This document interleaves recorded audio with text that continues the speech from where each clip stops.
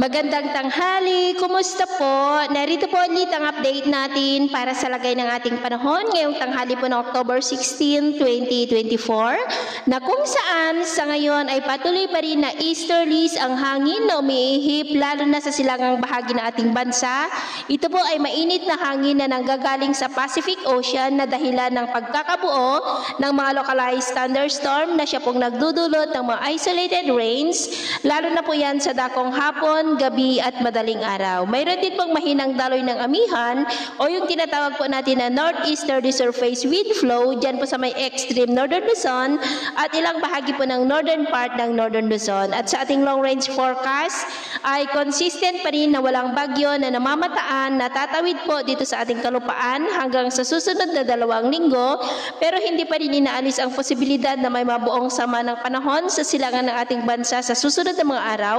at ang development ng mga yan ang ating babantayan at ang susunod na bagyo dito sa loob ng ating area of responsibility ay tatawagin po sa local name na Bagyong Christine. At sa lagay ng ating panahon, ngayong tanghali ay generally fair weather naman sa malaking bahagi ng ating bansa pero may tsansa pa rin ng maulap na kalangitan with isolated rains sa ilang bahagi ng Polillo Island,